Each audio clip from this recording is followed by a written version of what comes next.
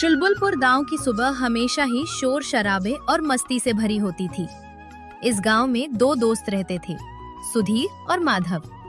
दोनों की दोस्ती पूरे गांव में मशहूर थी, लेकिन दोनों एक दूसरे से बिल्कुल अलग थे। सुधीर थोड़ा पढ़ा लिखा, चश्मा पहनने वाला और हर काम को दिमाग से करने वाला लड़का था।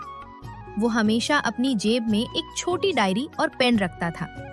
वहीं दूसरी ओर माधव था, एकदम देसी, निडर, खाने पीने का शौकीन और पहले काम करो बाद में सोचो वाले अंदाज वाला। माधव को गांव की ताजा लस्सी और गर्मा गर्म समोसे सबसे ज्यादा पसंद थे।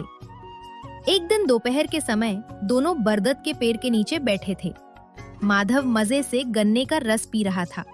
तभी सुधीर ने अपनी डायरी बंद की और कहा, माधव, क्या तूने सुना? गांव के उत्तर दिशा वाले पुराने कुएं के पास से रात को अजीब अजीब आवाजें आती हैं। माधव ने लापरवाही से कहा, अरे सुधीर, तू भी न, वो पुरानी हवेली की हवा होगी।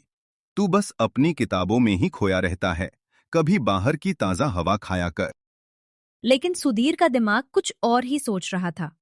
उसने तय किया कि वो इस रहस्य का पता लगाकर ही रहेगा। उस रात सुधीर को नींद नहीं आई। उसने माधव को मनाया और दोनों टॉर्च लेकर गांव के उस सुनसान हिस्से की तरफ चल दिए, जिसे अंधेरी डगर कहा जाता था। रात का सन्नाटा गहरा था, अजीब अजीब आवाजें आ रही थीं। माधव को अब थोड़ा डर लगने लगा था। उसने सुधीर का कुर्ता पीछे से पकड़ लिया और कहा, देख भाई सुधीर, अगर वहां कोई भूत प्रेत हुआ तो मैं पहले ही कह देता हूँ। मैं समोसे खाकर भारी हो गया हूँ, ज्यादा तेज भाग नहीं पाऊंगा। चुप कर माधव, विज्ञान में भूत जैसी कोई चीज नहीं होती। जरूर वहां कुछ और है। जैसे ही वे पुराने कुएं के पास पहुंचे, उन्हें सच में एक भारी आवाज सुनाई दी।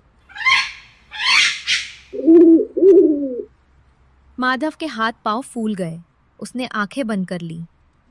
तभी सुधीर ने अपनी टॉर्च की रोशनी कुएं की तरफ डाली। वहां कुछ चमक रहा था।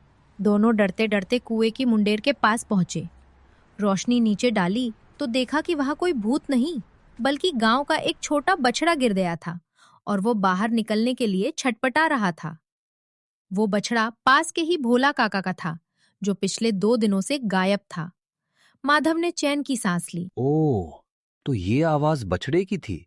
सुधीर, तू तो जीनियस है यार। अब समस्या ये थी कि बछड़े को बाहर कैसे निकाला जाए। सुधीर ने तुरंत अपना दिमाग चलाया। उसने कहा, माधव, तुम्हारी शारीरिक ताकत की जरूरत है। हम गांव से मजबूत रस्सियां और कुछ लोग लेकर आते हैं। दोनों ने भागकर गांव वालों को जगाया। सुधीर ने रस्सी से बछड़े को बांधा और माधव ने सबसे आगे रहकर रस्सी खींची। घंटों की मेहनत के बाद बछड़ा सुरक्षित बाहर आ गया। पूरा गांव सुधीर की समझदारी और माधव की बहादुरी की तारीफ करने लगा।